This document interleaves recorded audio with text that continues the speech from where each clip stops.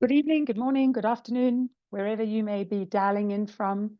You are all so welcome to the South African Holocaust and Genocide Foundation's event to commemorate International Holocaust Remembrance Day. While we're waiting for everybody to join and get settled, and we plan to start promptly at 7 o'clock, we'd like you to pop in the chat where you're from. It always gives us a thrill to see the wide range of support and friendship that we have from across the world. And so if you could share with us in the chat where you're from.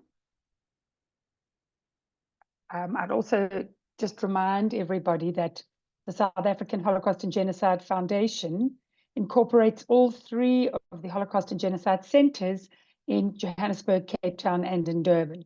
And we've come together for this particular commemoration this year, which is something we haven't done for a while, not since COVID, and it's very special to do that. I'm looking for some interest in the chat. Well, welcome, Ambassador. Very pleased to have the Ambassador of Poland with us, Ambassador from Poland in South Africa.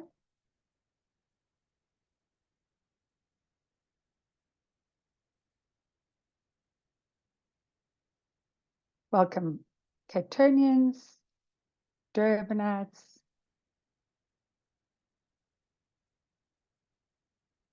Johannesburg.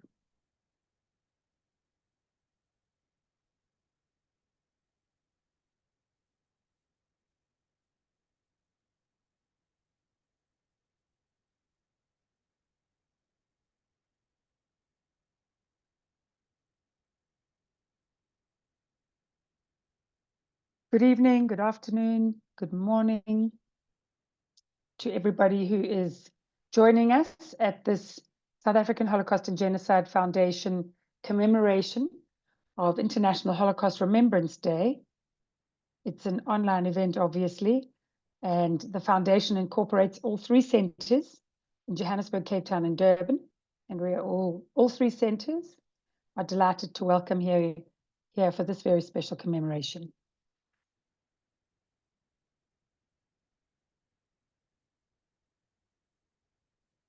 During the course of the webinar, if you have questions, as always, please put your questions in the chat and we will endeavour to get to all of them, at least most of them, after the discussion. For those of you who don't know me, my name is Mary Kluk and I'm the director of the Durban Holocaust and Genocide Centre.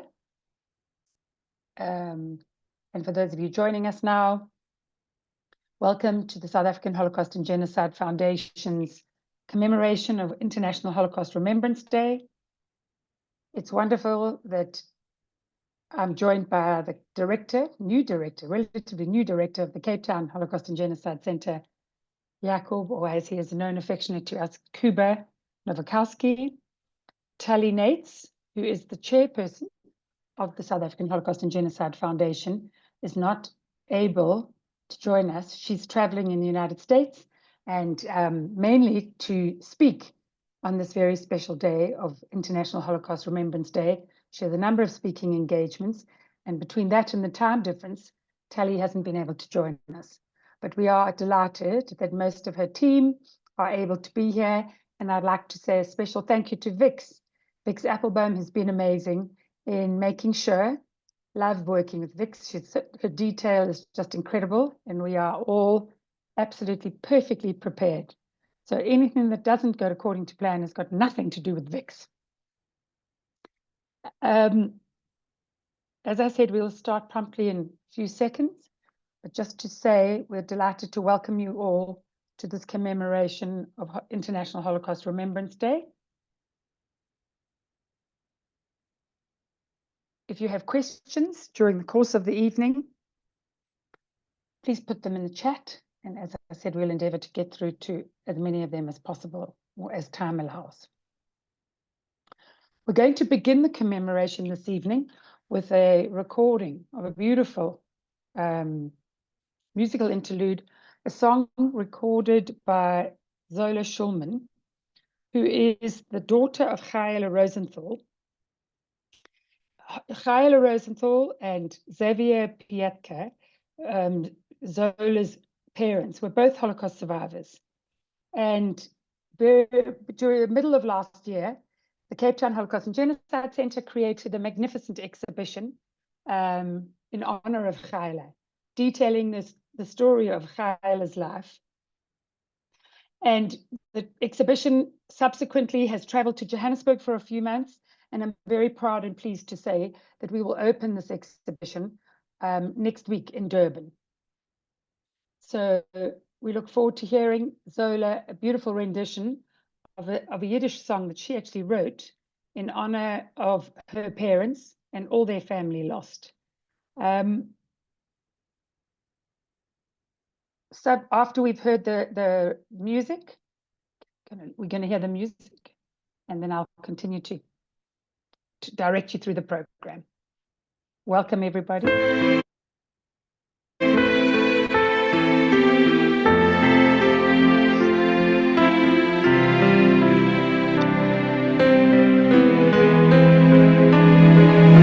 Hört sich zu, wie wir singen, wie es klappen unsere Herzen, mit Rhythm von euer Leben, hört sich zu.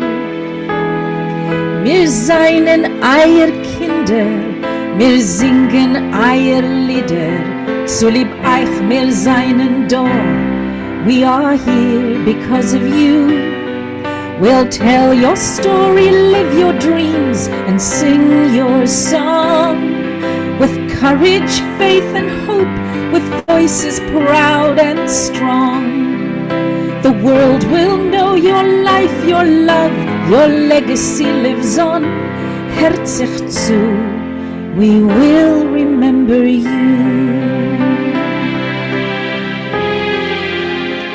You're with us everywhere we go. We hold you safely in our hearts.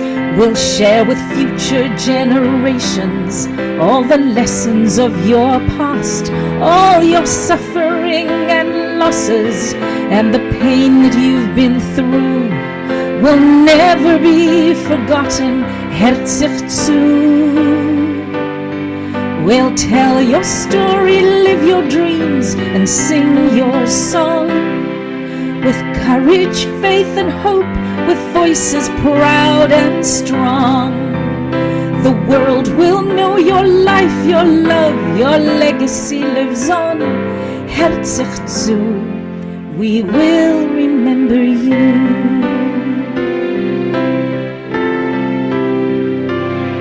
We have cried in all our tears the sadness of your darkest years, but the joy in your survival gives us life. Wir wollen euch keinmal nicht vergessen, wir wollen euch ständig gedenken. Auf ewig will wir singen, zu lieb euch.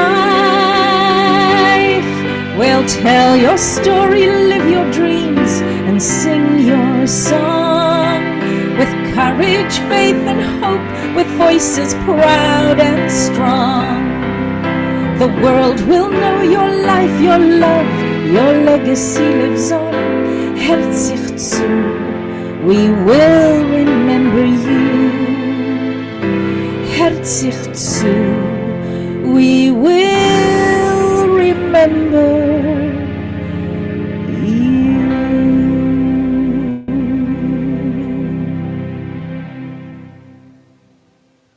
Thank you, Zola, for that absolutely beautiful musical interlude. I'm now going to introduce, although Tally needs no introduction to our audience, but as I said to you, Tally is in the US delivering a speech on this auspicious occasion of International Holocaust Remembrance Day and is unable to join us. So Tally has prepared a pre-recorded message. Bex, we'd like to hear from Tally. Thank you.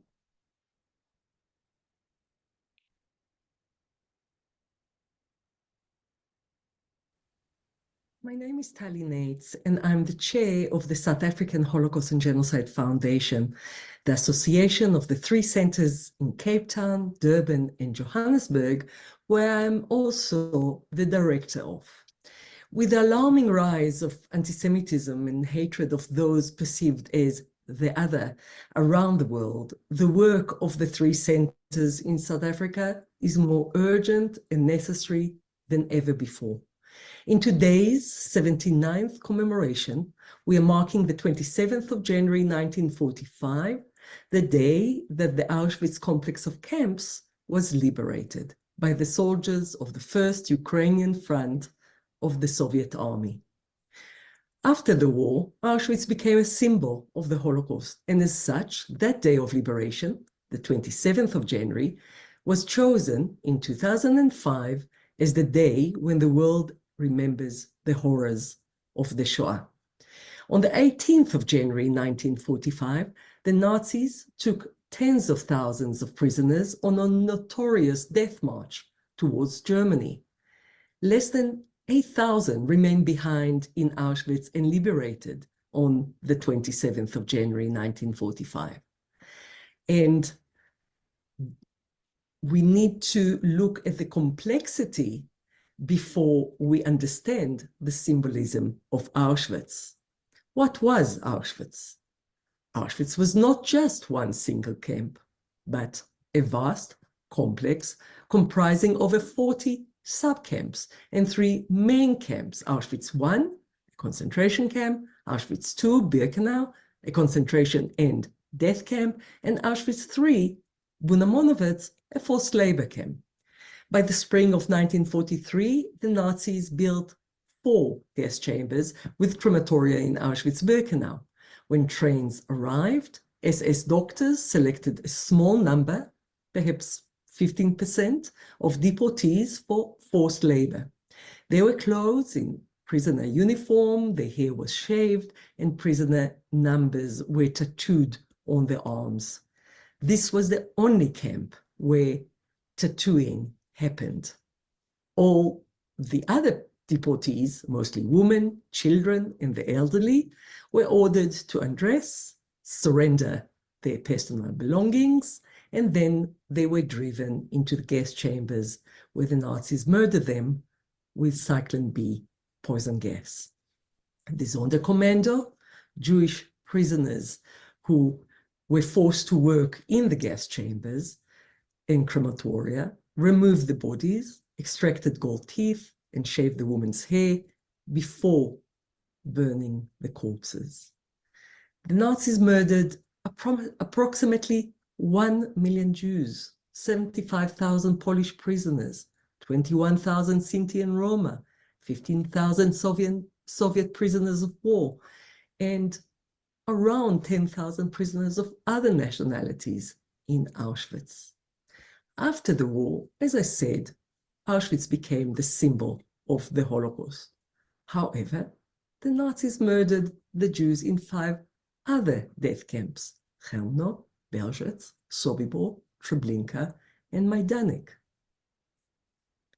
as well as hundreds of other killing sites, such as Babi Yar, near Kiev, in today's Ukraine, Ponar, near Vilnius, in Lithuania, and so many more.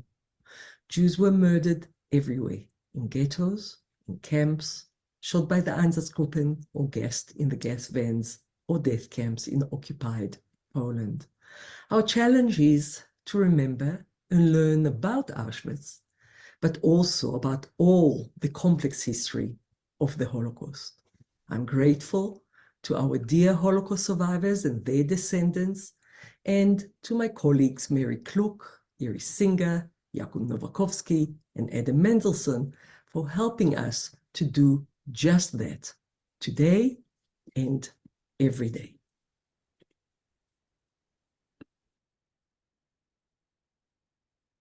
Thank you, Telly. This evening we have some special messages. We're honored to have messages to share. The first from the Secretary General of the United Nations, Antonio Guterres. The second from His Excellency, Mr. Eli Bielotsikowski, Ambassador of Israel to South Africa.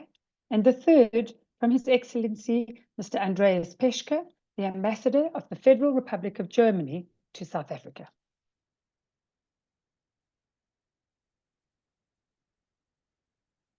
Today, we pause to mourn the 6 million Jewish children, women and men systematically murdered by the Nazis and their collaborators, and we grieve the Roma and Sinti, the people with disabilities, and so many others who were persecuted and killed in the Holocaust.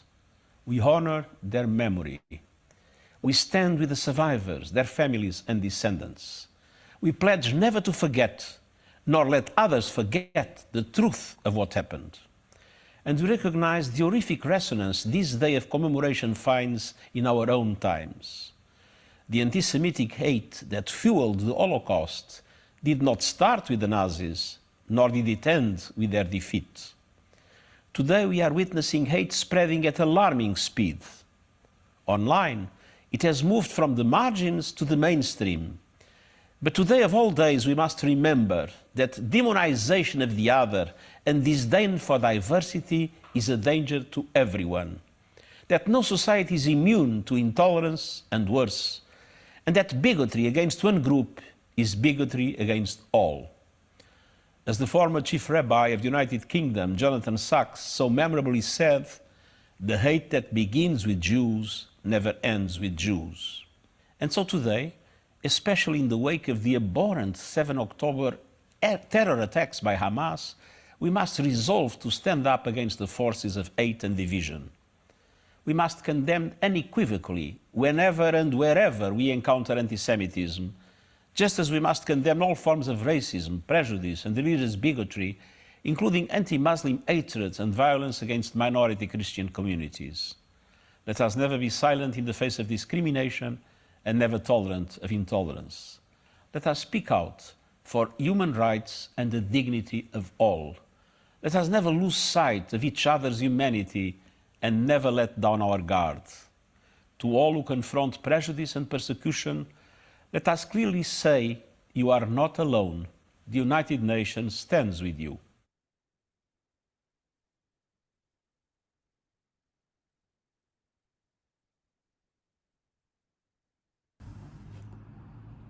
Ladies and gentlemen, dear friends, it is indeed a pleasure to be with you here today and to mark the International Holocaust Memorial Day.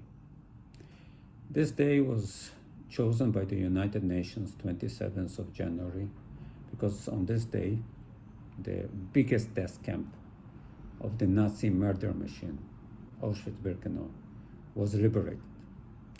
When the war ended and the people in the world were exposed to the extent of this atrocity, of this unbelievable crime, people were shocked. And following the Nuremberg trials and the revelations of the final solution, what is called, and the attempt of the Nazis to destroy the Jewish people as an ethnic group, Raphael Lemkin, a historian, has coined the term genocide. And in 1948, a convention, a genocide convention, was drafted in order to create a legal infrastructure to prevent such things from happening again. Yesterday, I was watching the news, and one of the items on the news was an interview with an oldish lady who was a Holocaust survivor. She was a very small child when the Holocaust took place, and she survived thanks to her parents and the support they got. But the sad thing is that she was telling, and she appeared on the news, because she saved 3 young people from the party that was attacked by the Hamas terrorists. And she was saying that after the war, she was sure that something like this will not happen again. And on the 7th of October, when the Hamas terrorists came to kill old people, families, babies, only because they are Jews, she suddenly found herself back in that situation, found herself back in those dark times, and felt that she's being threatened only because she is Jewish. Unfortunately, we see a direct link between those days and today. And this terrorist attack of the Hamas and their slogan of "from the river to the sea" is aimed at one thing, it's very clear, and they don't hide it, at killing the people living in Israel, killing Jews, and destroying the state of Israel, the only Jewish state in the world. But what is more shocking is the response of many people that supported the Hamas. We saw demonstrations, massive demonstrations in Europe, in North America, and even in South Africa. And this is something that has to be condemned.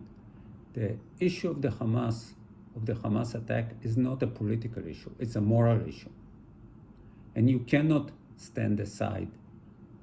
This attack has to be condemned no matter what.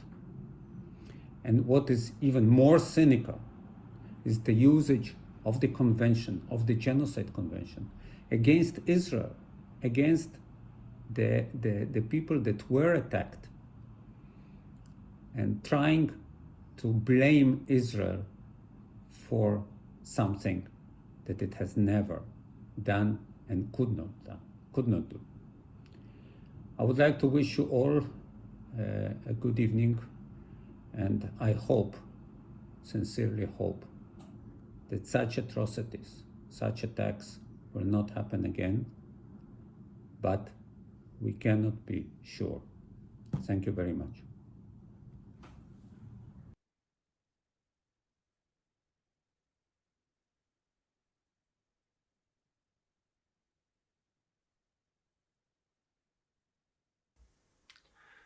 Dear Talinates in Johannesburg, dear Mary Kluk in Durban, dear Jakub Nowakowski in Cape Town, dear survivors, excellencies and ladies and gentlemen. The International Holocaust Remembrance Day was held in Germany for the first time in 1996. The then Federal President Roman Herzog said in his proclamation speech, and I quote, "The memory must not end. It must also remind future generations to be vigilant. It is therefore important to find a form of remembering now that will have an impact on the future. It should express sorrow for suffering and loss, be dedicated to the memory of the victims, and counteract any risk of repetition." End of quote. On 27th of January 1945, Red Army soldiers of the First Ukrainian Front liberated the survivors of the concentration camp at Auschwitz-Birkenau, the Nazi regime's largest concentration and extermination camp. With today's Remembrance Day, we remember the Holocaust and all the victims of these unprecedented crimes against humanity perpetrated by Nazi Germany. We particularly remember the unspeakable suffering of European Jews at the hand of the Nazis. These unbelievable atrocities committed by Nazi Germany had consequences that were felt worldwide. Some of those who managed to escape also went to South Africa. The Holocaust and Genocide Remembrance Centers in Durban, Johannesburg and Cape Town are testimony and evidence of this global impact. They were founded and are still largely supported by survivors of the Holocaust. At its head are Talinates, Mary Kluk and Jakub Nowakowski. I would like to thank them and all the employees of the 3 Holocaust and Genocide Centers for their dedicated work. The centers exist not only for Holocaust survivors and their descendants, but for all people, South Africans, guests of South Africa, and people worldwide. Because they should and they want to have an impact in the future and counteract any risk of repetition. We at the German Embassy in Pretoria will continue to support you to the best of our ability and out of deep conviction. Dear ladies and gentlemen, never before has there been such a cruel crime of extermination as that of the Holocaust. It is unique in its kind. Let us do everything we can to ensure that there's no repetition of any kind of genocide. We owe this to the victims we commemorate today, but also to our own descendants. Thank you.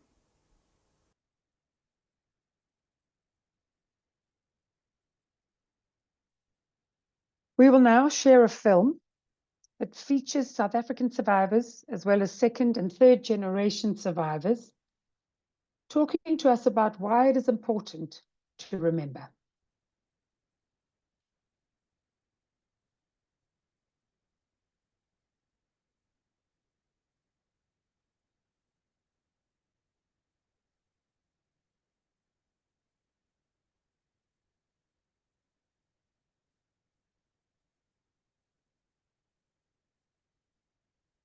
It's very important, this ceremony and the existence today of all Holocaust Memorial, because it's a long time ago, and to young people that's history, it's nothing that they lived through, and they will never, nobody will understand or imagine how it was and what it was about. If you yourself weren't there, then you will never be able. But you can't live in the past. You must live in the future, and you must hope that a thing like the Holocaust will never happen, and that the young people learn about it. The main thing is the education. They must know what happened, and they must live not, we can't live in the past, because if you live in the past, you can't live with this. You have to make the best of the time and whatever you can, and remember the things that happened, as it happened many times before, but not at a scale like this. It is so important to commemorate Holocaust Remembrance Day because we need to keep the memory alive of those that perished during the terrible atrocities of the Holocaust. We need to tell the stories of those that perished to keep their memory alive. And we need to learn from the past in order not to repeat it. So if we commemorate and we remember, then we are constantly keeping the stories alive. We are remembering the past, trying not to repeat it, and learning from the mistakes of the past. For me, it's been incredibly important to tell the story of my grandfather's family that perished in the Holocaust, because they were wiped off the face of the earth and they need to be remembered. We've used their names to name our children. My mom is named after my grandfather's baby sister who perished when she was 3 years old. We carry their light with us in the world, and we remember what can happen when you hate so much. I believe it's important to keep the flame of memory alive, because without it we are lost. My mother and her parents fled Poland when she was 4. They fled from Poland through Romania and ultimately to Palestine. My mother didn't regard herself as a survivor, a term that she believed should be solely for those who went through the camps. My grand-sister perished in Auschwitz, one of the Guernsey 6 deported from Guernsey.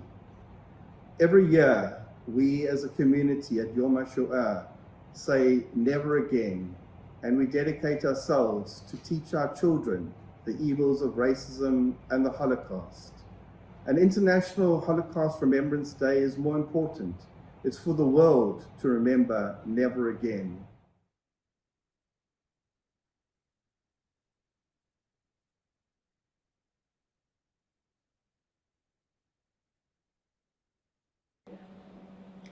on my visit to Auschwitz in 2019, it healed a lot of wounds for me. It became a place where I could gain knowledge. It was a visual. It wasn't just this place where I only learnt in textbooks. I had a barrack, I saw a cattle cart, I saw the road that my gran spoke about where she walked along, and it healed a lot of wounds for me, and it actually made me more passionate about the work I do today for 3G and now 4G and my daughter. So it was the best thing I could have done, is going to Auschwitz, seeing it with my own eyes, walking the road where my gran walked, even though I didn't take her journey, because her journey was via boat and then via train, but I stood where she stood and I felt her there with me. So yeah, it healed a lot of wounds for me. Look, when I'm standing here and looking around, the pictures that I'm seeing around are very harmful and painful. But I went to Auschwitz. When I went to Auschwitz in 2014, on the plane taking me to Auschwitz, I had a lot of stress. I was nervous, and I didn't expect my reaction to be like that. When I landed and started to walk, I actually felt almost nothing, because I realized, unfortunately, they were just buildings, and to me it represented a very big necropolis. That's all what it meant. One thing hit me when I was walking.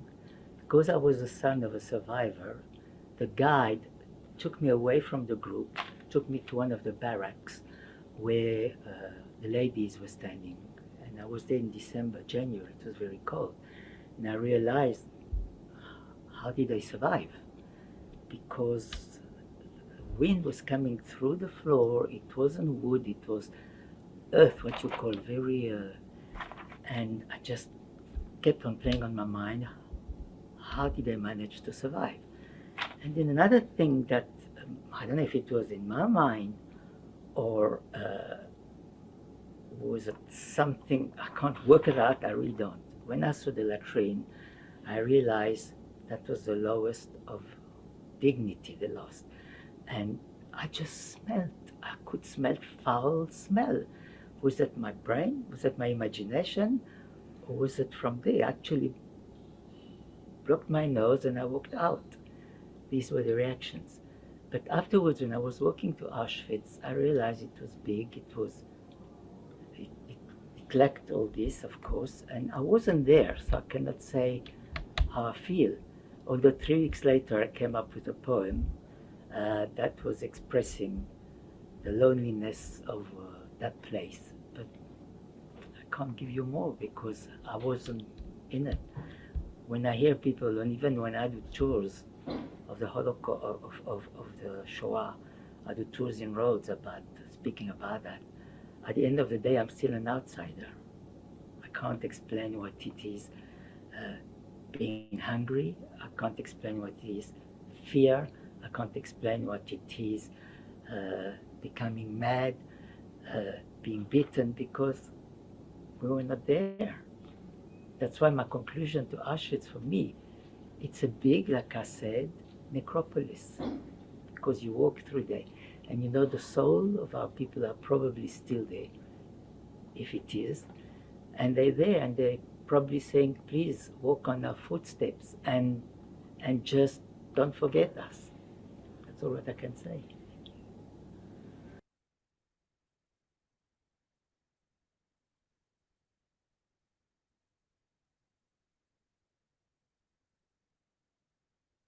Don't think that it can't happen to you.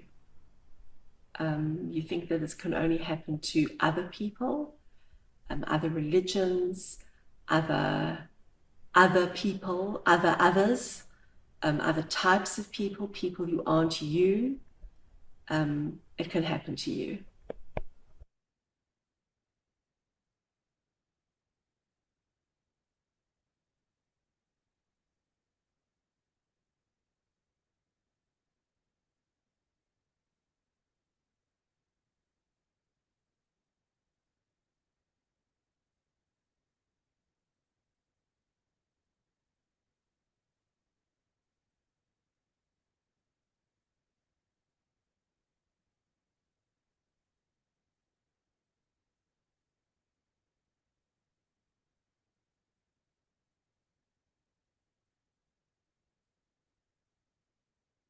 We will now have a discussion on the symbolism of Auschwitz.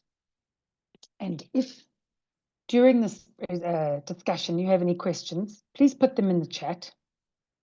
We have an esteemed panel, Professor Adam Mendelsohn, who's the director of the Kaplan Centre for Jewish Studies at the University of Cape Town, Jakub Nowakowski, the director of the Cape Town Holocaust and Genocide Centre, and Iris Singer, an Austrian filmmaker and activist. I'll moderate the panel, but for those of you who would like to, I would like to encourage you to look in the chat for the full bios of our esteemed panel. In the interests of time and maximizing this conversation, I think it's practical that we put the bios in the chat and that we begin the conversation with these three esteemed panelists. Adam lives and works in Cape Town, as you know. Kuba has spent his life in Poland, but he's now at home in Cape Town. And Iris lives and works in Austria. And they will bring perspective from those three spaces and landscapes into their answers and discussion. I'm going to begin, if I may, and just ask the first question. And I think I'll ask you, Jakub, if you will answer the question first, and maybe we'll keep it just because it's online and it's easier if we can have Kuba, Adam, and then Iris to share with us in what ways has the global perception of Auschwitz shifted over the years, and how do historical, cultural, and political contexts influence this symbolism, focusing obviously on the three spaces and countries that you come from.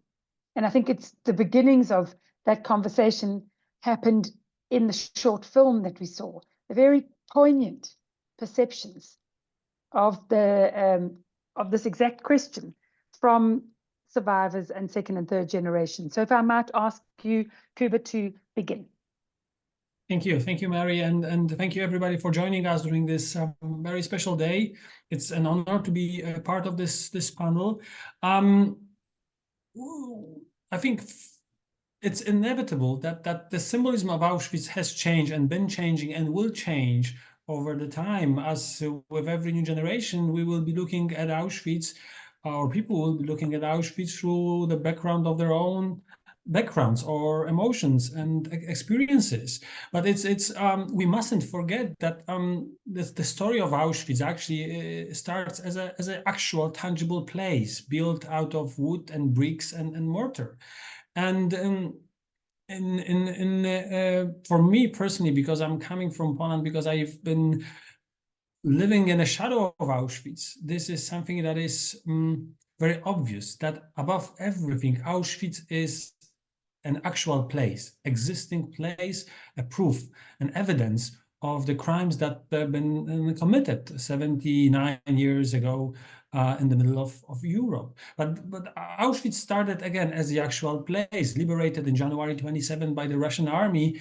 The Russian soldiers had no idea where they are coming from. That the goal of the Russian army was not at all to liberate the camps. These were liberated on the way toward the Berlin. And the soldiers, just like their American colleagues that were liberating camps in the West, were absolutely shocked with their findings, with the discovery of the bodies of the barracks and all the other horrible findings. But Auschwitz is the symbolism of Auschwitz at the very beginning. From very beginning, Auschwitz was in 1945, after liberation, Auschwitz was actually turned into a prison. As soon as the former Jewish, Polish prisoners were liberated, Auschwitz was used as a prison for German prisoners of war. And that continued over several months. And actually, it was the former prisoners, those that were liberated, that survived, that recognized the importance of Auschwitz as proof, as a memorial. And these were those former prisoners that survived, who decided to fight to preserve Auschwitz. And actually, during the communist period, so between 1945 and 1989 in Poland, Auschwitz has been quite handy for this communist government as a tool to underline the fact that of the Nazi Western Germany guilt for the war, as a tool to attack the Western democratic Germany, and to show that Auschwitz, most of all, and this was this key narration of the communist government between 1940s, late 40s, and late 80s, to present Auschwitz as a place of, most of all, of the suffering of the ethnic Poles. So if you'd go to Auschwitz in late 1950s or early 1960s, this is again the communist Poland, you would actually find very little information about the Jews, because the victims that were presented at that very time in the list of the victims that were presented at that very times in that particular space wouldn't include the Jews, would list nationalities, so Russians, Russian prisoners of war, Poles, Dutch, French, Hungarians, and so on and so on. There would be no Jews listed in Auschwitz, of all the places. And again, we could talk about this for quite a time, but then things change. In 1990s, Poland is becoming a democratic country, and then the narration changed. For the first time since the war, Holocaust is being introduced into the curriculum of Poland. This is again early 1990s. Poland, as a democratic country, recognized the importance of Auschwitz, and then Auschwitz is becoming a symbol of the destruction, the ultimate evil. This is where all the Jews been killed. So in a sense, Auschwitz is becoming a place where we go and commemorate the Jewish victims, because this is where, out of 1.1 million people killed in that very place, 1 million were Jews. But at the same time, Auschwitz is kind of overshadowing the simple fact that the Polish Jews were killed not only in Auschwitz. Actually, half of the victims of Auschwitz are Hungarian Jews. Auschwitz is overshadowing all the other places where Polish Jews been killed by the Germans, but also by their collaborators in other death camps, but also in the countryside, in the villages, in the forests, all over Eastern Europe. And so Auschwitz is the way how Poland and the Poles are perceiving Auschwitz is constantly changing. For the younger generations, there is a certain confusion. Their parents or grandparents would remember Auschwitz again as a place of the Polish suffering, while at schools today they are being taught that this is a place of most of all of the Jewish suffering. Where's the true? And there are other issues, and Auschwitz is used as a tool also in the modern politics. Again, in the recent years, with the right-wing Polish government, once again, Auschwitz was used as a ultimate proof of a cruelty of the Germans. Yes, the Nazi Germans, but nevertheless, it was often brought up by the current politicians in their discussions with their German partners, that you shouldn't talk about democracy to us or about tolerance with us, because look what happened 70 years ago. Look at the place that your people built. So Auschwitz is constantly being in use, and unfortunately, less and less in this very purpose that we are meeting, to commemorate the victims, but more and more to gain very contemporary goals, far from commemoration. Thank you, Kuba. Adam, would you share a little bit about your sense of the perception of Auschwitz and how it's shifted in South Africa? Absolutely. Thank you, Mary, and to reiterate what Kuba said, what an honor it is to be part of this panel. So today, as Kuba has said as well, I mean, Auschwitz is familiar to us all, even those in South Africa who know little or nothing about the Holocaust are familiar with the name Auschwitz. But it was not always so in South Africa. In South Africa, immediately after the Second World War, Auschwitz did not occupy a central place in popular memory and in broad understanding of the Holocaust. If anything, immediately after the war, Dachau and Bergen-Belsen were better known names because of the coverage in the South African press of the liberation of those camps by the British and by the Americans. Now, look, there were exceptions to this in the immediate post-war period. We know, for example, that Ahmed Kathrada, for example, visited Auschwitz in 1951 and then recalled that it made a deep and lasting impression on him. But this was unusual. For the most part, as I've suggested, broader awareness in South Africa of Auschwitz actually only came much later. It really came in the 1960s, in part because of the Auschwitz trials in Frankfurt, because of the publication of Elie Wiesel's book Night, which made such a deep impression globally, including here in South Africa.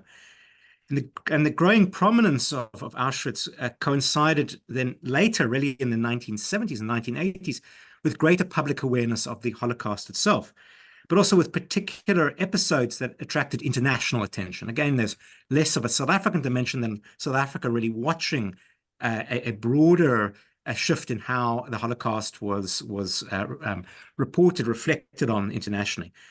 And as I said, none of these episodes specifically related to South Africa, but they received a lot of coverage here in South Africa. So, for example, the visits of Pope John Paul II to Auschwitz and the subsequent controversy around the display of crosses at Auschwitz. Later, the trial of Holocaust denier David Irving, which directed attention to Auschwitz, the impact of Schindler's List and other films and television programs that centered Auschwitz. All of these things ensured that Auschwitz has become a metonym for the Holocaust in ways that Kuba has really referred to. Today, in South Africa, as elsewhere in the world, Auschwitz really dominates memory of the Holocaust. People who know nothing about the Holocaust have heard of Auschwitz. And it's become this metonym, rightly, obviously, become this metonym for pure evil, this representation of pure evil. But unlike in Poland, this local understanding here in South Africa of Auschwitz does not reflect a particularly South African engagement with and relationship with Auschwitz as a contested historical site in the way that Kuba has described. That, of course, has not stopped South Africans from instrumentalizing the idea of Auschwitz. That certainly we at the Kaplan Centre conducted a project over the last number of years looking at social media in particular.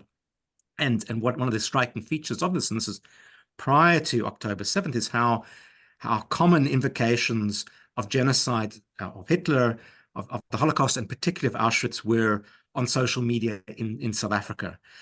So, and as I've written elsewhere, South Africans seem to have the Holocaust on their mind and invoke Auschwitz even when they know very little about it. And I've suggested, in fact, one of the reasons why there are so many invocations of the Holocaust is probably precisely because of this. Unfortunately, that people know so little that it's therefore so easy for them, unfortunately, to invoke it in ways which are often problematic. Thank you. That was really interesting. Thank you.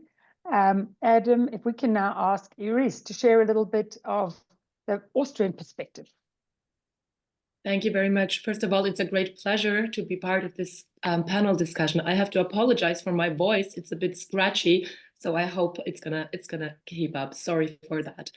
I think when we're looking at that, or when we're talking about Austria, about the Holocaust, we should have, or I can share their perspective or share about a bit of Austrian history and how Austria dealt or was dealing with the past in general. Because in Austria, there was a great silence for many, many years.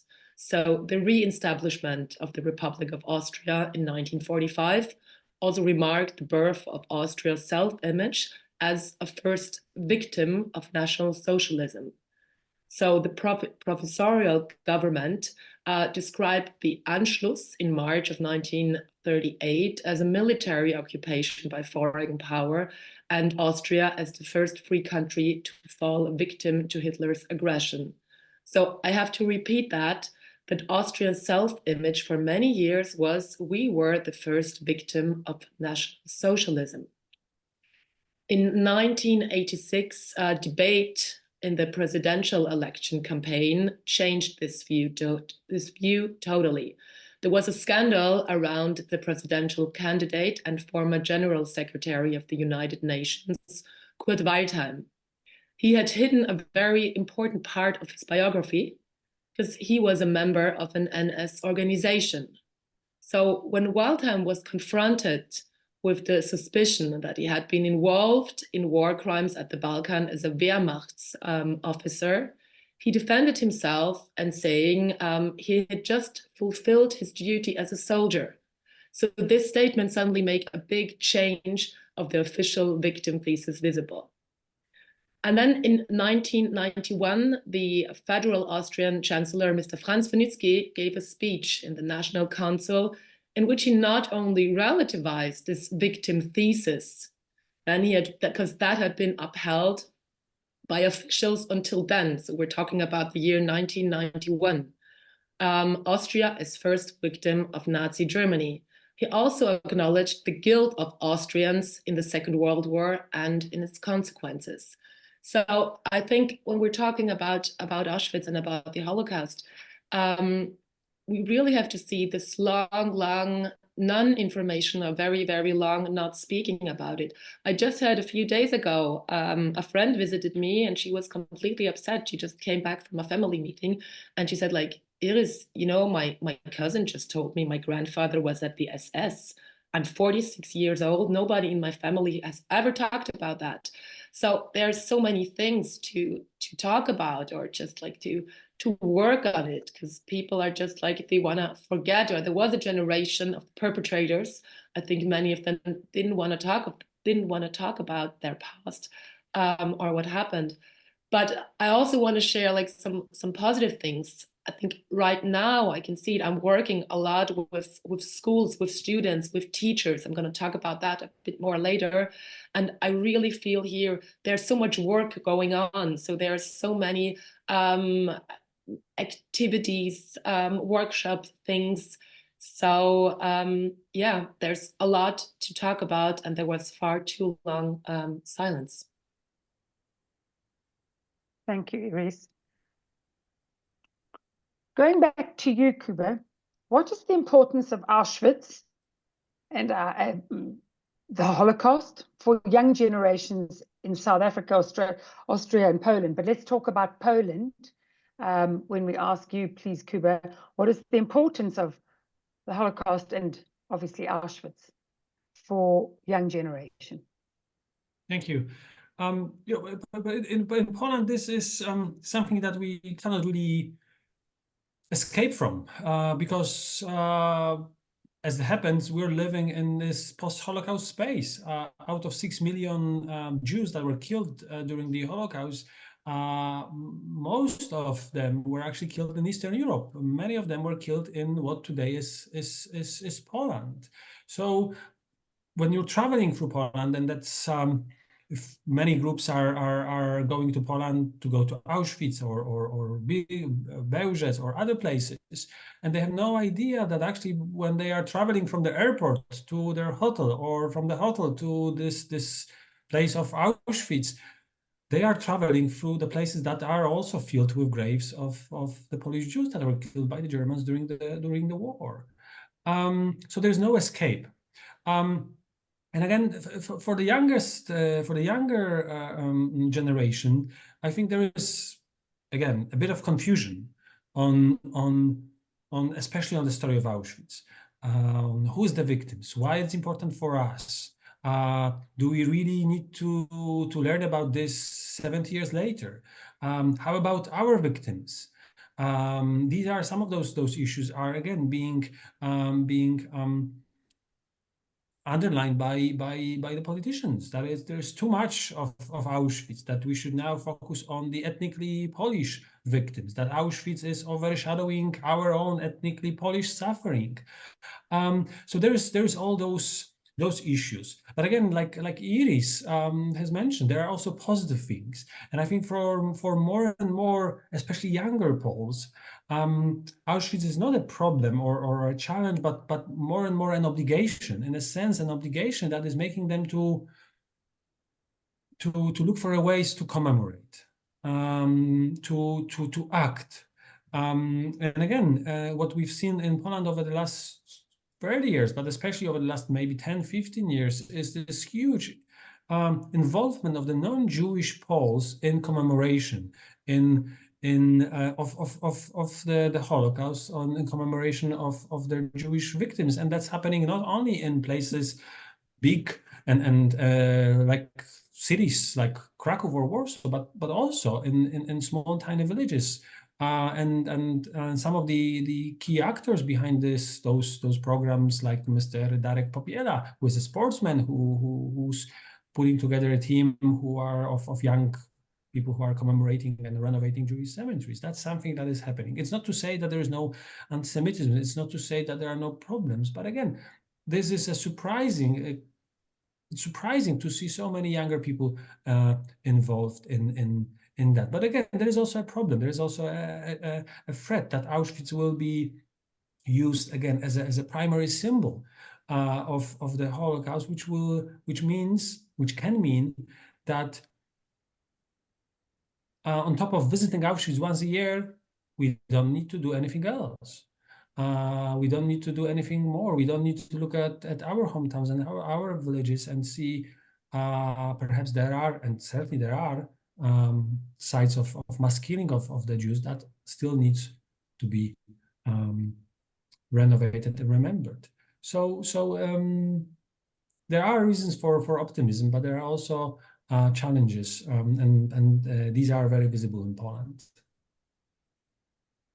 Fascinating. I recall the occasions that I've been on March of the Living. I've always been blown away by the vast volumes of young Polish students, young people who are there participating in the March of the Living in a very respectful and meaningful way. So it does speak to the positive aspect that there is interest and is availability to take on this commemoration and to remember. You're right, and I think the March of the Living is a good example where actually Polish youth, and I've been, especially as a student, I joined as a Polish representative few marches of the Living, and it was a very peculiar experience for us to be there as a Poles, a minority in this very Jewish program, and we've been also looked at by the Jewish participants with a bit of suspicion. What it is that you're doing here, what it is that you're looking for, what it is that you want to prove. It took some time for those students to understand that we are there to be them to be there with them, to commemorate, and there is no hidden agenda. Yes. Interesting. Adam, in South Africa? So I think that Kuba and Iris have referred very usefully to the sense of challenge and opportunity. I think that's a useful way of thinking about the situation in South Africa. In South Africa, we have a very youthful population. That the median average age is 26. So it's a very young population, and most have now born and grown up in South Africa after apartheid. And certainly they have gone to schools where the Holocaust is part of the curriculum. So there is some exposure to the Holocaust through that. But at the same time, I think that beyond exceptional cases, so certainly particular schools, and certainly Jewish schools and other schools, in many cases, there's, I think, very little familiarity with the specifics of the Holocaust or with Auschwitz. And again, this is something where particularly the work of the Holocaust centers in Cape Town, Durban, and Johannesburg does very, very important work, is supporting schools and providing sort of real in-depth encounters for students with the Holocaust through education, through visiting the centers. But at the same time, so there's, despite all this work, there's plenty of evidence that of the use of the Holocaust and Auschwitz by certainly on social media by young people as rhetorical tools. That's as I've already described to you on social media in South Africa, social media is awash with references to the Holocaust, to genocide, and this has been a phenomenon for now many years. And I think that this presents a challenge and an opportunity. The opportunity, I think, comes from the fact that there is clearly curiosity about Auschwitz and the Holocaust. And I think that these references and this invocation, even though it's often very superficial and it's often point scoring, that this does point to and it provides some indication that there's an entry point here for people, a way to reach people, to speak to people about this, that it clearly resonates in the present, even if it's people are often using it and invoking it in ignorant ways. I think this suggests that there's opportunity and really supports the work that the Holocaust centers already do so successfully to provide these points of resonance and real depth, adding depth to conversations, to use the Holocaust and some of the lessons from the Holocaust to talk about things which resonate with South Africans, talk about racism, talk about xenophobia, other forms of hatred in South Africa, to use the lessons of the Holocaust for good. So that's to me, is the opportunity, that the fact that in a way South Africans have the Holocaust on the mind, on their minds, suggests that there's a way of reaching people and actually providing true depth to discussion, to use this as an entry point to really engage with what the Holocaust was, as opposed to the superficial and caricatured version that I think often dominates. But the challenge is also that this curiosity about Auschwitz and about the Holocaust is rooted in ignorance in many cases. I think that people, the vast majority of the public, and particularly young people, know very, very little about the Holocaust beyond, again, the name Auschwitz and knowing that this is the epitome of evil. So, despite invoking the Holocaust, South Africans actually, I think, for the most part, know very little about it, which can lead to what we've seen, which is distortion and simplification and this rush to make analogies which are problematic. So I think, again, to echo Kuba and Iris, there's an opportunity and challenge here. And certainly, again, to me, reminds me of this, how important this work, therefore, is, and how important the work of the Holocaust centers, therefore, is in this moment where there's opportunity, but also challenge when it comes to memory of the Holocaust. Thanks, Adam. I couldn't have said it better. The work of the Holocaust and Genocide Centres is more urgent than ever. And you're absolutely right that we've had, regrettably, many opportunities where symbolism, etc., has been used inappropriately, most of the time out of ignorance or at worst insensitivity. And we've always used those as a learning opportunity. We need to. The learning opportunity is what we need to grab hold of so that we can, and we do, provide that engagement with young people to unpack, as you said earlier in your previous answer, the issue around us and them and what can happen when it doesn't start with gas chambers. It begins with how we speak to one another. And particularly relevant in our country for us now is, how do we build the country we dream of? It's about how we speak to one another every day. And that's the work we're doing with young people, which is so important. Iris, tell us a little bit about the youth in Austria and your work. I said before, there are also positive examples, and Cuba already mentioned the March of the Living. I have the great honor to be one of the co-organizers of the organization MORA. MORA stands for March of Remembrance and Hope Austria. March of Remembrance and Hope Austria is organizing every year a 3-day memorial trip. For this year, or the last few years, we've been 1,000 mostly non-Jewish Austrian pupils in the age about 17 years who are participating also at the March of the Living. So we're organizing this trip. We are going to the Museum Auschwitz. We are participating at the March of the Living. We are organizing a talk with a survivor. And the organization MORA, we started 16 or 18 years ago. We started with like think 100 students, 150, just a few schools with, you know, really teachers that wanted to do something. And we were growing and growing and growing. And I think like 1,000 pupils from all over Austria, they want to take part of that. They want to like learn about it. And of course, it's also, I mean, that's the third or fourth generation. They are like the grandchildren or the great-grandchildren, or many of them, of perpetrators. And they are going there. And I think it also takes big courage from them to confront themselves. Like, as who am I going there? And as who am I coming back? And what we are getting from feedbacks from teachers or also from students is that this trip, that the Morat trip, it changes their perspective of the students. So I just said before, they are 17 years old, or some of them maybe 18.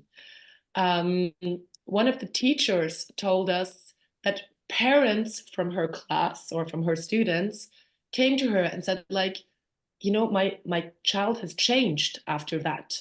My child has grown up a bit more.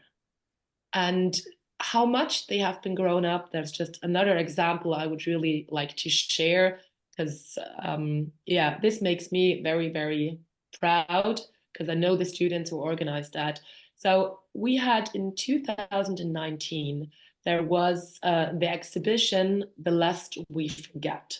It was a photo exhibition where portraits of survivors were printed on like 1 meter high portraits. And this exhibition was traveling all around the world. So it was in Washington, it was in the Ukraine, it was in Mexico, it was really everywhere. So, and everywhere, everything went fine because it's an outdoor exhibition. And this exhibition came to Vienna and was also outdoor. There's a street in Vienna called the Ring. So the portraits were presented there. And after, I think, 2 or 3 days, the pictures were defected with knives and vandalized with national socialist symbols and slogans. So what happened then was many people like stood up and got active, and they stayed overnight there. They were watching that. They sort of also tried to sue the pictures. And we are having with Morat, with March of Remembrance, I hope, after this 3-day trip, after coming back from March of the Living, coming back from Auschwitz, coming back from Poland, a few weeks later, we are organizing like a closing event where we're inviting all our students to come together and sort of like, you know, like also to set a sign, like 1,000 people, 1,000 students, all of you have set a sign and have stood up and are aware of what has happened. And so there we had, and also in that year, 2019, we also, or I'm also a film producer, we produced a film called Facing Auschwitz. In this film, we accompanied 4 students on their memorial trip to Poland, so on their Morat trip. And you know, like the shooting was actually closed, everything was done. And I just had a WhatsApp group with those 4 students. And there was this happened, this scandal has happened, this vandalisms with the portraits happened. And I just sent to our 4 film protagonists just like an article. And a few hours later, I'm getting a phone call from one of them, Alina. And she said like, yeah, it is okay. She read that and she's not sure what, but she wants to do something. And she wants to do that at the closing event. And she really wants to become active and set a sign. So I said, as Morat organizer, I said, of course, you're going to get any support you need from me. As a film producer, I would like to take that on camera, what you're doing. So what happened is that our 4 Morat participants, but also 4 Facing Auschwitz protagonists, they took the microphone and they asked all the people that were there to walk over, like it was a distance from, I don't know, about 5 to 10 minutes to walk from there where we were, where we had our closing event, to where the portraits were. And he said, like, come on, everybody, just like walk there, because we have a small box with us with red hearts. And we call it 111 hearts as a sign of respect. And they just asked everybody to go there, to take a heart and to like tie this heart next to the portraits with a fence next to it. And what that shows, or like I think this whole action shows, how important civil courage is. And this is also what the 4 students said, like before the Morat trip, if they would have heard something like that happen, they just told me, of course they would have felt touched and they would have said like, oh my God, it's terrible and so on, but they would have not become active. And they just said like, but after being on the Morat trip, after walking the March of the Living, after seeing the Museum Auschwitz, I can't not do nothing anymore. I just have to become active and do something. And I think especially this project shows something can be so sort of very little, like just, you know, a red heart, a red paper heart, and putting a message on it and putting it there. But it has such a really, really big effect. So I think this is one of the really positive examples, after I mentioned the beginning of so many years of silence or of not confronting history. Now there's a big, like, many students, or there's like many teachers that are very active, and yeah, so I'm looking quite positive in the future if like more students, or if the students keep on doing works like that. A really heartwarming story, and how much more so for you, having experienced the trip with them. And it's about building activists, and it doesn't have to be, you know, crazy forms of activism that put oneself in danger. Just to be able to say, I care, I feel, and I want to show solidarity with something that I don't approve of, or I don't think it's helpful. So I think it was a lovely story on a positive note. So it appears, obviously, that the politicization, as we've already heard to some extent in your previous answers, the politicization of Auschwitz, and in a broader context, the Holocaust, has significantly increased in recent years. What are some examples of this trend, and what factors contribute to its rise? Kuba, do you want to have a start? Thank you. Well, yes, and I mean, it's the politicization of Auschwitz is one problem, but just recently with the visit of Mr. Elon Musk to Auschwitz, I'm not sure if you all know, he was earlier this week visiting Auschwitz. I think there is also another challenge, which is monetization of Auschwitz, in a sense, treating Auschwitz as a tool for promotion. As in many ways, this is what happened with Elon Musk actually being there to learn, and that's always terribly important. But also just using it as a vehicle to promote his businesses.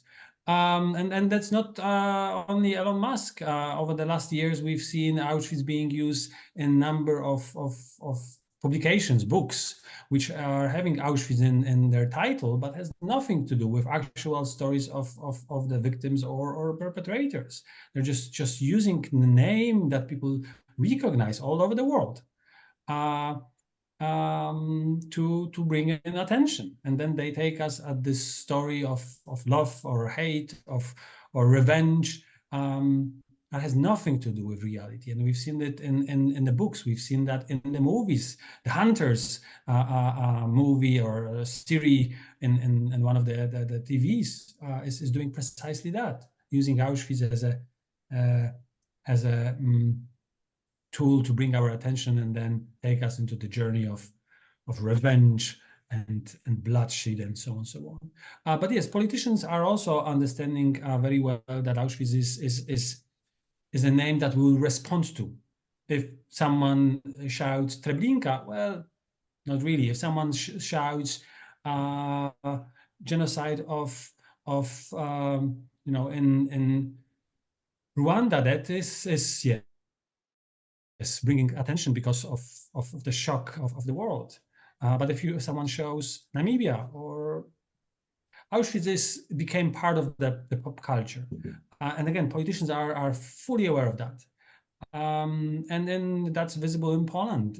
Yes, and again, that Auschwitz has been used as a tool to remind the Germans their eternal responsibility, despite the fact that the Germans are fully aware of that burden. And over those last whatever it is, 15 years, I've seen a number of politicians, German politicians, from the presidents to prime ministers to diplomats, and never I've heard them shying away from their responsibility for what has happened.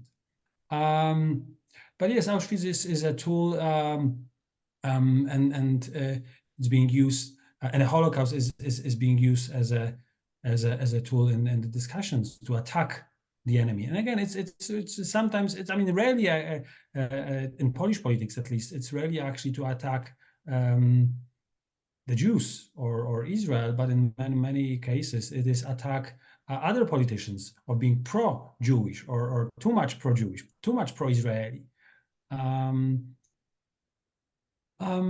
But again, it's not only Polish politics, it's not only German politics, it's not only Elon Musk, it is Vladimir Putin who is actually denazifying Ukraine as we speak.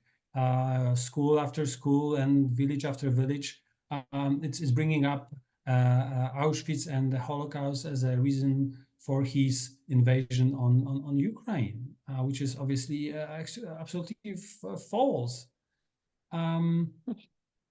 So yes, as you said, sorry, as you say, no, it's not an exclusively Polish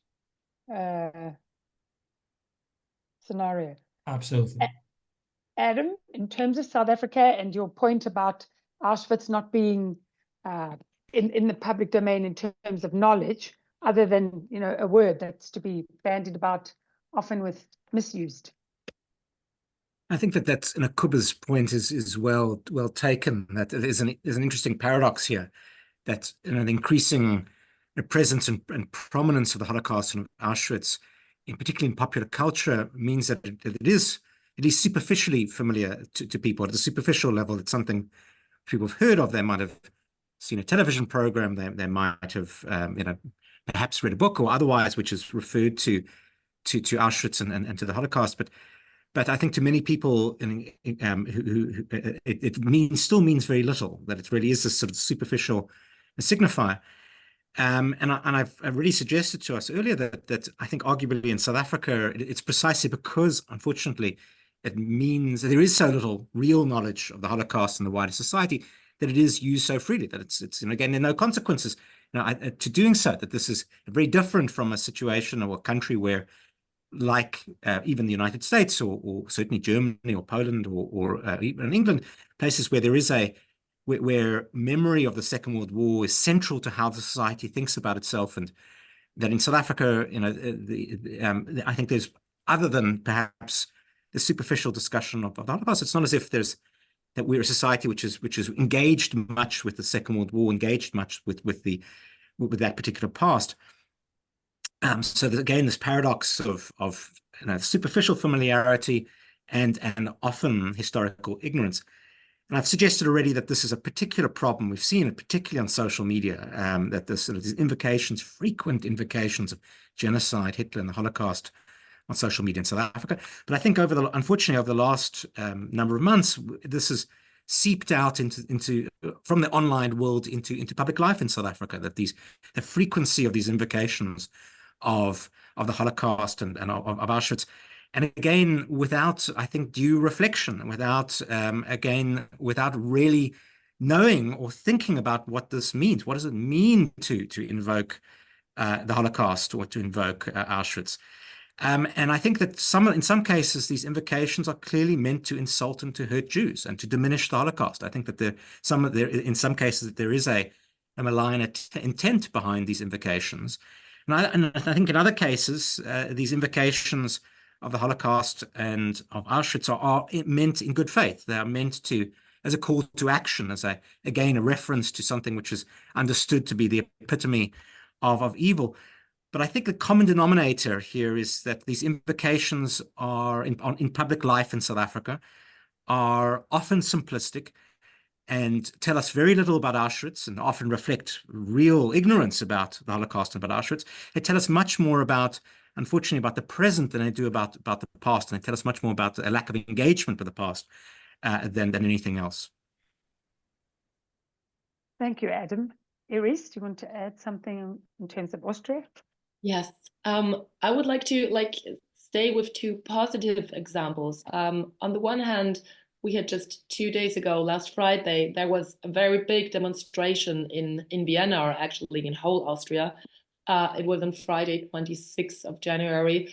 And there was a demonstration against right and for saving the democracy. And we had in Vienna, the organizers said we were about 80,000 people only in Vienna, and these demonstrations have been all over Austria. So I think this is a positive example of how people are feeling, or it was getting involved or being aware in general what is happening. Another example I would like to add, another positive example I would like to add, is about civil courage and the point or the thing about civil courage. In 2021, I launched a project called Raise Your Voice, Show Civil Courage. And I said before, I'm working a lot with students and with teachers. And the idea was to ask students to write short stories about civil courage in context of anti-Semitism, racism, and homophobia. And we told the students, those can be real stories, things that have happened in their life or in a friend's life, things they have seen, or maybe things they have also or just totally stories that come up to their mind. We also, or students who were taking part of the project had been in the year before participating at the March of the Living.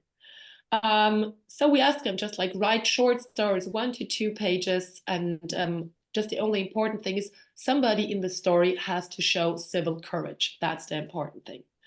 And the whole project was inspired by the White House Among the Nations. So the young people deal with that topic. And in the first year, we got more than 50 stories. And what we did with the stories, or what the thing, or what the project Raise Your Voice is, we take those stories and we write them into screenplays, and then we produce short movies.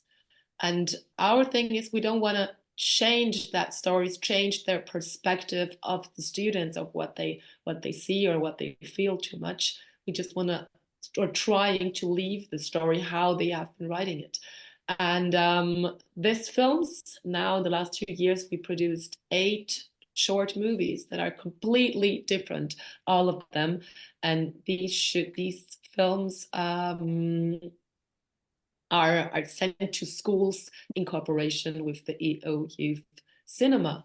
So yeah, I think this is another positive example of how you can work with the project or work with the topic and create awareness, and also getting the feedback from the students. It's like I said before, they're now they understand also a little bit more, or after going to Poland, after going to Auschwitz, but also after being part of the project Raise Your Voice, getting more into the whole topic of civil courage. They now understand more, well, okay, what is going on now in the world? What is happening around me? What do I have to be aware of? When do I have to stand up against, I don't know, politics, but also stand-ups in everyday life situations. Wonderful, wonderful concept. Find your voice. That's what we all need to do. In terms of politicization of the Holocaust in Auschwitz, I just want to say, and it refers largely to a lot of the curiosity and the emotion in the chat, that today is not a time, and this commemoration is not the place for politics, or to express our respective views or opinions on present-day global developments. Today is a time, and this commemoration is the place for remembrance, for not allowing the ghosts of our past to fade away from us. And with that, I'd like to ask the panelists each for one short sentence, and I'm sorry, it's just in the interest of time. Your answers have been so full and so informative, but I'd just like to ask you about the future of remembrance. If I could ask you each to give one short sentence, starting with you, Kuba, on the future of remembrance. Thank you, Mary, and that's perhaps the toughest of all questions that have been brought up to today, because we're in this very special moment in the history in which we still have around us people that can say, "I remember, I've been there." Soon they'll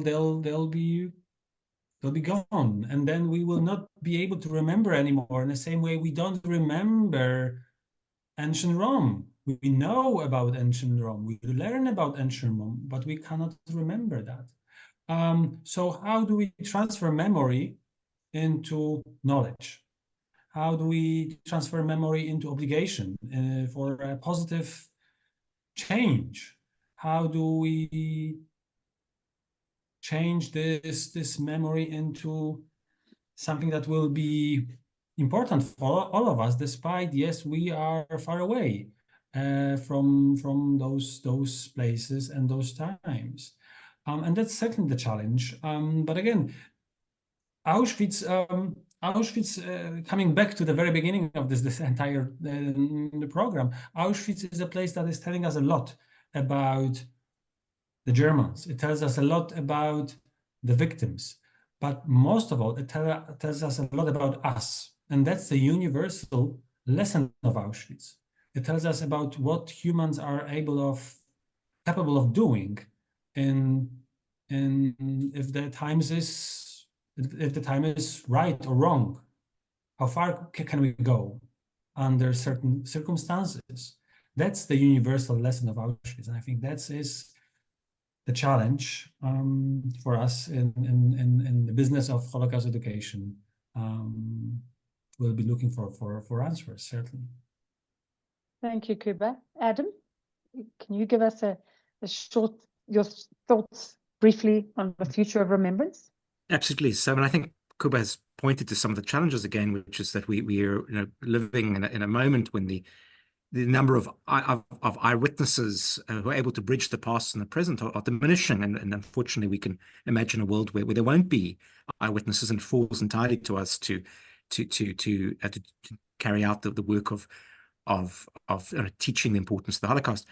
And I think that, to really reiterate what I said earlier, I think that this remembrance is urgent, and for all sorts of reasons. It's urgent because it's a mechanism, a means to honor those who died, and to honor them in a small way that we can. But also beyond that, there is tremendous value and social value in remembering as well, and particularly here in South Africa, that the Holocaust offers us a more complicated way of understanding, for example, racism, something of great importance in South African society. It really challenges a South African way of thinking about race. Whenever we take students to Poland and Germany, it really doesn't compute in a South African sense, and I think that's very important to force people to think in more sophisticated ways about the dangers of racism, the dangers of othering, the dangers of accepting public violence, the importance of constitutional democracy. And I think that the Holocaust memory allows us to do these things. That it really presents a mechanism to better our society and to force our society to really to warn our society about the failure and to tackle problems which we see around us. So I think it's given, unfortunately, the nature of the problems and challenges that South Africa faces, I think that there's urgency here, and the Holocaust Centre certainly have an essential role in South Africa going forward.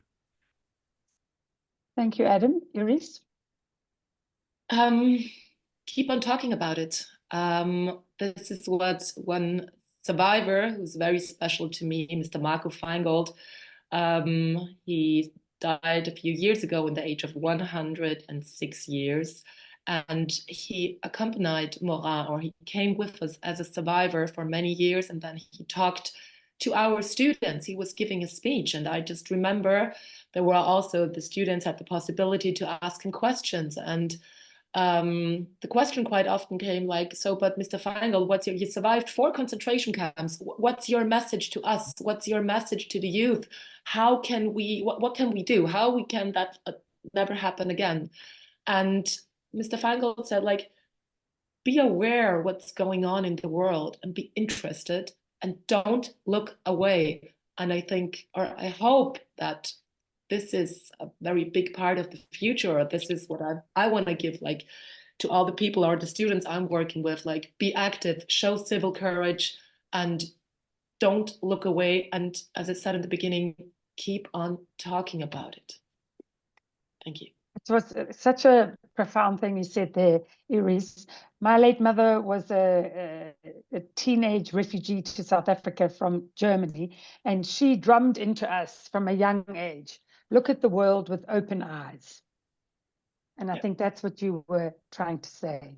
That's it. I would like to quote from Elie Wiesel as we close off on this topic of remembrance and remembering. And Elie Wiesel said, "Let us remember those who suffered and perished then, those who fell with weapons in their hands, and those who died with prayers on their lips, all those who have no tombs. Our heart remains their cemetery."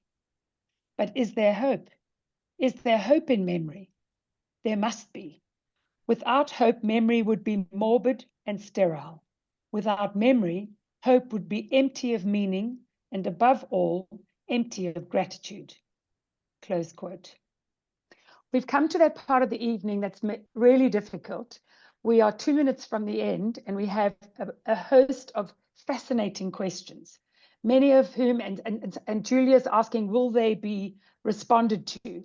To do justice to the questions, I'm going to propose that Vix will lift the questions from the chat, and the panelists will respond where possible and as fully as possible, and we will send you those, we'll share the answers with you in the emails that we have. I'm humbly apologetic that we haven't been able to respond to all the questions, but I'm sure that everybody agrees that this fulsome discussion was incredibly meaningful and very powerful and thought-provoking. And I want to say thank you to each one of you, Kuba, Adam, and Iris, for a wonderful panel on this very special commemoration, and beg my pardon of the many of you who've written thought-provoking questions that we will get to, the panelists will respond to, and we will reply to you in your email addresses. Thank you to each one of you for attending. Thank you for a very special commemoration. Have a good evening.